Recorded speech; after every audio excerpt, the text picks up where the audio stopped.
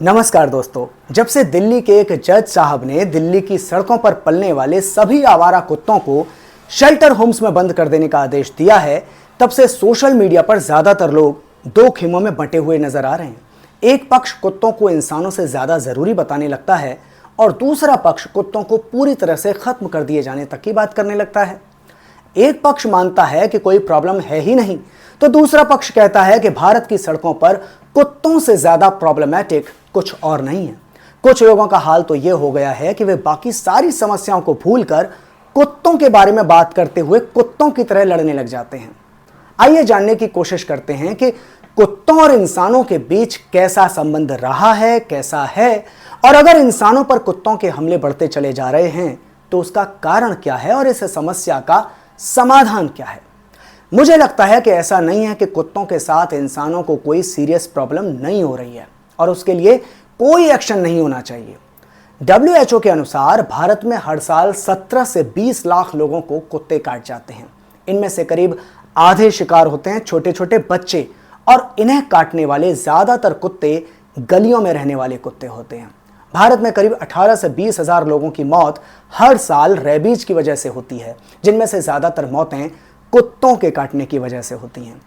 इन आंकड़ों को देखने पर समझ में आता है कि यह कोई साधारण मामला नहीं है और इसे देखकर आंख मूंद कर हाथ पर हाथ धरे बैठे रहना कतई ठीक नहीं है।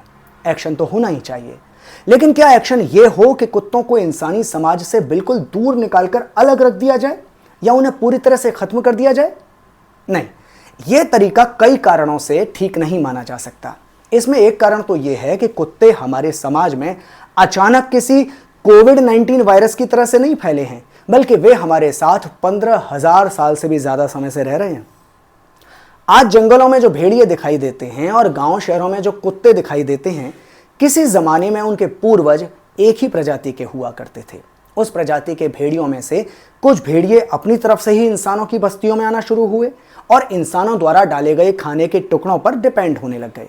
फिर जब इंसानों ने देखा कि ये भेड़िए तो दूसरे जानवरों से उनकी सुरक्षा करते हैं और तमाम जानवरों का शिकार करने में उनकी मदद भी करते हैं, तो उन्होंने उस प्रजाति के थोड़े कम खूंखार भेड़ियों की ब्रीडिंग करना शुरू कर दी और अलग अलग तरह की कुत्तों की कई सारी नस्लें तैयार कर दी, जिनका इस्तेमाल तरह तरह के कामों में किया जाने लगा। आज भी किया जाता है। इसकी वजह से इंसानों की जीवन शैली, उनका प्रोडक्शन सिस्टम और उनका सोशल स्ट्रक्चर बहुत हद तक बदल गया। यानी अगर एक तरफ यह बात सच है कि इंसानों ने कुत्तों के विकास में योगदान दिया है, तो दूसरी तरफ यह बात भी बिल्कुल सच है कि इंसानों के विकास में कुत्तों का बड़ा योगदान रहा है। इनफैक्ट आज भी कुत्ते और इंसान एक दूसरे की जरूरतों की पूर्ति कर रहे हैं। अगर आज देश की सारी गलियों के कुत्तों को शेल्टर होम्स में डाल दिया जाए, तो अगले ही दिन से देश में चूहे जैसे उन जीवों की संख्या भयंकर रूप से बढ़ जाएगी जिन्हें आम दिनों में कुत्ते खदेड़ देते हैं या खा जाते हैं। फिर ये चूहे अनाज के गोदामों में और हमारी रसोइयों में जो तूफान मचाएंगे, उसकी आप सिर्फ कल्पना ही कर सकते हैं। और बात सिर्फ चूहों की नहीं है, कुत्ते आज भी मोहल्लों में अजनबी या संदिग्ध लोगों को देखकर हमें सावधान कर देते हैं। जंगलों से लगे इलाकों में जंगली जानवरों को दूर से देखकर ही शोर मचाना शुरू कर देते हैं और गलियों में पड़ी तमाम गंदगी को भी साफ करते हैं। एक फैक्ट यह भी है कि हजारों सालों के कोएग्जिस्टेंस के कारण कुत्तों और इंसानों के बीच एक इमोशनल अंडरस्टैंडिंग भी बन चुकी है। इन दोनों प्रजातियों को इस बात का भरोसा है कि ये प्रजातियां एक दूसरे के लिए खतरनाक नहीं है, और आप जानते हैं कि इस दुनिया में सुकून से जीने के लिए एक दूसरे पर भरोसा करना कितना जरूरी है। जहां लोग जाति, धर्म, लिंग, भाषा, क्षेत्र और न जाने किस किस आधार पर एक दूसरे से अविश्वास के चलते तमाम किस्म की अफवाहों के चक्कर में एक दूसरे की जान के दुश्मन बने हुए हैं, वहां कुत्तों और इंसानों का सह अस्तित्व दो अलग अलग प्रजातियों के बीच भरोसा कायम करने का हजारों साल पुराना इतिहास समेटे हुए है। इस इतिहास का अंत कर देना आपसी भरोसे पर टिकी सामाजिक व्यवस्था को निश्चित तौर पर कमजोर ही करेगा।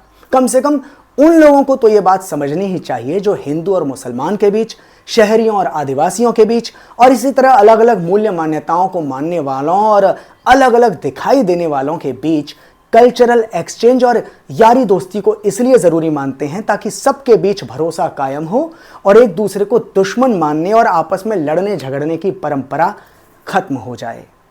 अब आप ये कह सकते हैं कि मैं ये सारी बातें उन चोचलेबाज पैसे वाले लोगों की तरफ से बोल रहा हूं जो खुद भी लग्जरियस लाइफ जीते हैं और विदेशी नस्लों के अपने पालतू कुत्तों को भी दिन भर एसी कमरों में रखकर आलसी बनाते हैं। तो दोस्तों, ये आरोप इसलिए बेकार है क्योंकि प्रेजेंट कॉन्टेक्स्ट में घरों में पल रहे कुत्तों की नहीं बल्कि सड़कों पर पल रहे कुत्तों की बात हो रही है। और अगर आप अमीरी और चोचलेबाजी के खिलाफ हैं तब तो ये आपके लिए और भी जरूरी सवाल हो जाता है, क्योंकि सड़कों पर रहने वाले देसी कुत्तों का जीवन प्राइवेट सेक्टर नहीं चलाता और ना ही कॉरपोरेट्स की सेवा करने वाली हमारी सरकार इनकी देखभाल करती है। इंसानों और कुत्तों का मिलजुल कर साथ रहना तो एक तरह से सहचर्य का अब तक वो मॉडल रहा है जिसमें न तो प्राइवेटाइजेशन की जरूरत पड़ी है और न ही सरकार की, क्योंकि कुत्तों के खाने पीने की व्यवस्था गली मोहल्ले के लोग यूं ही बिना किसी झंझट के सहज भाव से करते आए हैं। हर मोहल्ले में 2-4 ऐसे कालू, पीलू, भूरी, औली मिल ही जाते हैं जिन्हें अपने पैदा होते ही इंसानों के बच्चों का प्यार मिलता है। मोहल्ले भर के बच्चे अपने घरों से दूध रोटी ला लाकर इन पिल्लों और इनकी मां का पेट भर देते हैं। तेज बारिश या तूफान आ जाए तो वे उनका टेम्परेरी घर बना देते हैं और अगर कुत्तों को चोट लग जाए तो बड़ों के साथ मिलकर उनका इलाज भी करवा देते हैं और उन्हें भरोसा देते हैं कि तुम डरो मत, हम तुम्हारे दोस्त हैं, दुश्मन नहीं। और यह भरोसा कायम हो भी जाता है। बच्चे पिल्लों को उठाकर चल भी देते हैं तो उनकी मां उनसे कुछ कहती नहीं, क्योंकि उसे पता होता है कि वे थोड़ी ही देर में वापस भी लौट आएंगे। अब आप कहेंगे कि मैं आदर्शवादी बातें कर रहा हूं, क्योंकि अगर कुत्तों और इंसानों के बीच इतना ही प्यार और भरोसा बना हुआ है तो कुत्ते इंसानों पर हमले क्यों कर रहे हैं? देश भर में सोशल मीडिया पर ऐसे वीडियोस क्यों वायरल हो रहे हैं जिनमें दिख रहा है कि कुत्तों का झुंड किसी अकेले बच्चे को नोच नोच कर बेहाल किए दे रहा है? तो इस पर सबसे पहले तो मैं यही कहूंगा कि आप सोशल मीडिया पर वायरल हो रहे मैसेजेस और वीडियोस को देखते ही तुरंत शेयर करने की आदत छोड़ दीजिए। थोड़ा सोचिए, इस आदत ने देश में बहुत दंगे करवाए हैं और बहुत ही फालतू लोगों को नेता बना दिया है। तो आप कम से कम ऐसी लापरवाही तो मत कीजिए और कुत्तों के हिंसक होने के कारणों को जानने की कोशिश कीजिए। गलियों के कुत्ते जब किसी इंसान पर अटैक करते हैं तो इसके पीछे बहुत सारे अलग अलग कारण हो सकते हैं। जैसे कुत्ते लंबे समय से भूखे हो सकते हैं और भोजन की आशा लेकर आपके पास आ सकते हैं। उनके पास आने से अगर आप डर जाएं, घबरा जाएं और आपकी बॉडी लैंग्वेज उनको प्रोवोक कर दे, उकसा दे, तो वे आप पर हमला कर सकते हैं। कई बार कुत्ते गर्मी की वजह से भी चिड़चिड़े हो सकते हैं, हम भी होते हैं। बीमारी की वजह से भी चिड़चिड़े हो जाते हैं। शरीर पर खून पीने वाले टिक्स चिपके होने या फिर सीजन के समय आपस में होल लगने या फिर कभी कभी मेल डॉग में टेस्टोस्टेरोन हार्मोन की मात्रा ज्यादा हो जाने पर भी कुत्तों के उग्र होने की संभावना होती है। कई बार कुत्ते इस वजह से भी चिड़चिड़े हो सकते हैं कि मोहल्ले का कोई सनकी आदमी उन पर बेवजह लठ बजाता हो। तो जब कुत्तों का मूड खराब हो तब उस समय जाकर उनसे छेड़खानी करना या किसी और तरीके से उन्हें उत्तेजित करना खतरनाक हो सकता है। ये बात तो इंसानों पर भी लागू होती है ना। घर में किसी का मूड खराब हो और आप जाकर उसे कोई घटिया सा जोक सुनाने लगें या उसे गुदगुदी करने लगें या फिर कुछ नहीं तो उसे घूर कर देख ही लें, तब बहुत संभावना है कि वो आपको 4 गाली दे दे या एक रैप्टा खींच के आपके गाल पर दे मारे। कुत्तों को न तो गाली देना आता है और ना ही उनके पास झापड़ मारने की सुविधा है, इसलिए वे या तो भौंकते हैं या काटते हैं। तो जिस तरह आप में यह सेंस होना चाहिए कि आप अपने भाई बहन या कलीग के हाव भाव देखकर ये समझ जाएं कि उसका मूड खराब है तो उससे कैसे डील करना है, उसी तरह आप में यह सेंस भी होना चाहिए कि कुत्तों के हाव भाव देखकर उनका मूड कैसे पहचाना जाए और फिर उस समय उनसे कैसे व्यवहार किया जाए। यह एक बहुत ही जरूरी और बेसिक लाइफ हैक है जैसे हमें अपने बच्चों को भी सिखाना चाहिए। ठीक वैसे ही जैसे हम उन्हें सड़क पार करने के नियम सिखाते हैं, आग से बचना सिखाते हैं, गुड टच और बैड टच सिखाते हैं, भूकंप आने पर क्या करना है ये सिखाते हैं, उसी तरह डॉग बिहेवियर बेसिक्स सिखाना भी जीवन भर काम आने वाली चीज है। कुत्तों के व्यवहार को समझने में पुराने लोगों को बहुत दिक्कत नहीं होती थी, क्योंकि प्रकृति के साथ उनका बड़ा गहरा जुड़ाव था। लेकिन कैपिटलिज्म जैसे जैसे हावी होता गया वैसे वैसे इंसानों के पास कुत्ते तो छोड़िए, खुद अपने पड़ोसियों और अपने परिवार के लोगों तक के साथ बिताने के लिए क्वालिटी टाइम की कमी होती चली गई है। खासकर पिछले 20-25 सालों में फैक्ट्रियों और दफ्तरों में एम्प्लॉयज के काम के घंटे लगातार बढ़ते चले गए हैं। पूंजीवादी नीतियों ने एक तरफ महंगाई और बेरोजगारी के संकट में लोगों को फंसाकर रखा हुआ है, तो दूसरी तरफ उन्हें समाज से काटकर निहायत ही स्वार्थी बनकर दिन रात पैसे कमाने की तिकड़मों और सपनों में उलझा कर रखा हुआ है। अब तो लोग अपने बच्चों तक को दिन भर घर के अंदर ठूंस कर रखने लगे हैं। ऐसे में घर के बाहर की दुनिया के साथ उनका सामंजस्य कैसे बनेगा, यह समझा जा सकता है। लेकिन अगर समस्या है तो उसका समाधान भी करना ही पड़ेगा। जिन पूंजीवादी सरकारों ने इंसानों और कुत्तों के रिलेशंस को डिस्टर्ब किया है, उन्हीं सरकारों को इस रिलेशन को सुधारने की जिम्मेदारी लेनी पड़ेगी और कुछ जगह यह काम हो भी रहा है। अमेरिका, यूरोप और ऑस्ट्रेलिया में dog behaviour and body language पर बाकायदा कोर्सेज और वर्कशॉप्स होती रहती हैं। स्कूलों और कम्युनिटी प्रोग्राम्स में बच्चों और बड़ों के लिए ऐसी कई एक्टिविटीज की जाती हैं जो डॉग बाइट से बचना सिखाती हैं। भारत में ऐसी ट्रेनिंग्स अभी बहुत ऑर्गेनाइज्ड और मेन स्ट्रीम फॉर्म में नहीं है, लेकिन people for animals, blue cross, CUPA, Friendicoes और कैनाइन स्कैन केयर जैसे ऑर्गेनाइजेशंस कभी कभी इस तरह की वर्कशॉप्स करते रहते हैं। WHO और यूनिसेफ दोनों ही मानते हैं कि बच्चों को बेसिक डॉग सेफ्टी सिखाना पब्लिक हेल्थ का हिस्सा होना चाहिए। इससे डॉग बाइट के मामले तो कम होते ही हैं, साथ ही बच्चों की इमोशनल इंटेलिजेंस इंप्रूव होती है और उनमें पेशेंस, ऑब्जर्वेशन पावर और केयरिंग एटीट्यूड भी डेवलप होता है। समाज के बारे में इतनी गहराई में जाकर सोचने से समाज की तमाम समस्याओं के समाधान की तरफ कदम बढ़ाया जा सकता है। यूरोप में क्रांतियों के बूते समाज बदलने का और सदियों आगे की योजना बनाने का लंबा इतिहास रहा है, इसलिए वहां ऐसे कदम उठाए जाते रहे हैं। लेकिन भारत में पूंजीवाद का विकास बहुत ही बेतरतीब तरीके से हुआ है। आज तक भारत के आधुनिक से आधुनिक शहरों में कूड़े कचरे का कोई ठोस मैनेजमेंट नहीं दिखाई देता। जहां तहां खुले में कचरा फैला रहता है, जिसके चलते शहरों में कुत्तों की आबादी भी तेजी से फैलती है और उसकी छीना झपटी के चक्कर में कुत्तों के बीच कंपटीशन और एग्रेशन भी बढ़ता जाता है। पूंजीवाद ने कुत्तों को सामान भी बना दिया है और बहुत से लोग स्टेटस सिंबल के तौर पर कुत्ते खरीद तो लेते हैं, मगर उन्हें पालना नहीं जानते।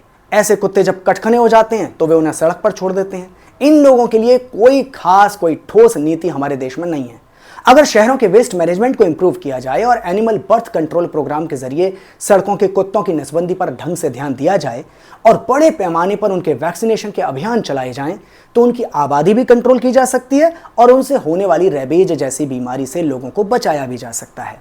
इसके साथ ही मोहल्लों के लेवल पर डॉग बिहेवियर एक्सपर्ट्स तैयार करके उनकी मदद से लोगों में जागरूकता फैलाकर डॉग बाइट के केसेस कम किए जा सकते हैं। बेवजह कुत्तों को मारने, पीटने और जहर दे देने जैसी क्रूरता करने वालों के लिए सख्त कानूनी कार्रवाई सुनिश्चित करने से भी डॉग बाइट के मामले जरूर कम होंगे। मोहल्लों में स्थानीय निवासियों की मदद से फीडिंग जोन्स तैयार किए जा सकते हैं ताकि कुत्तों को खाने के लिए एक निश्चित जगह की आदत पड़ जाए। कुत्ते ये बात बहुत जल्दी सीखते हैं। इससे वे हर जगह आते जाते लोगों से खाना मिलने की अपेक्षा नहीं करेंगे और उनके साथ छीना झपटी भी नहीं करेंगे। इसी तरह से स्थानीय लोगों की मदद से शेल्टर होम्स भी तैयार किए जाने चाहिए, जिनमें घायल या बीमार कुत्ते को रखा जा सके और उसकी देखभाल भी की जा सके। फिर भी अगर किसी वजह से कोई केस सामने आ भी जाए तो मरीज के लिए एंटी रेबीज इंजेक्शंस आसानी से उपलब्ध हो सकें, ऐसी व्यवस्था होनी चाहिए। इस तरह के उपाय क्रूर और अमानवीय होने की बजाय अहिंसक, मानवीय और दीर्घजीवी साबित होंगे। इसके साथ ही सभी कुत्तों को शेल्टर होम्स में बंद करने के मुकाबले ये उपाय कम खर्चीले और ज्यादा सुरक्षित भी साबित होंगे। कुल मिलाकर बात यह है कि कुत्तों और इंसानों के बीच बिगड़ते रिश्तों के लिए मौजूदा पूंजीवादी व्यवस्था जिम्मेदार है, हमारी सरकारें जिम्मेदार हैं और इनमें सरकारें जनता के हित पर ध्यान देने की बजाय अपने और अपने अमीर दोस्तों के प्रॉफिट पर ध्यान देती हैं। ये वजह है। और जब कोई समस्या सिर पर आकर खड़ी हो जाती है तो उसकी जिम्मेदारी वे लोग किसी और के मत्थम मढ़कर कोई ऊट पटांग आदेश देकर बच निकलने की कोशिश करते हैं। लोगों को चाहिए कि वे कुत्ता प्रेमी और कुत्ता विरोधी सेनाएं बनाकर आपस में झगड़ने की बजाय व्यवस्था बदलने का प्रयास करें और सरकारों पर जनता के हित में काम करने का दबाव बनाएं। यह स्क्रिप्ट बनाना पहले से ही शुरू हो चुका था, लेकिन फेसबुक पर डॉक्टर नवमीत का लेख पढ़ने और उनसे कुछ डिस्कस करने के बाद मैंने इसे इस तरह से फाइनल किया है। आप उनका लेख उनकी फेसबुक वॉल पर जाकर पढ़ सकते हैं। लिंक मैं कमेंट बॉक्स में दे दूंगा या डिस्क्रिप्शन बॉक्स में भी मिल जाएगा। यह वीडियो आपको काम का लगा हो तो लाइक, शेयर और सब्सक्राइब के ऑप्शंस भी ले सकते हैं। शुक्रिया।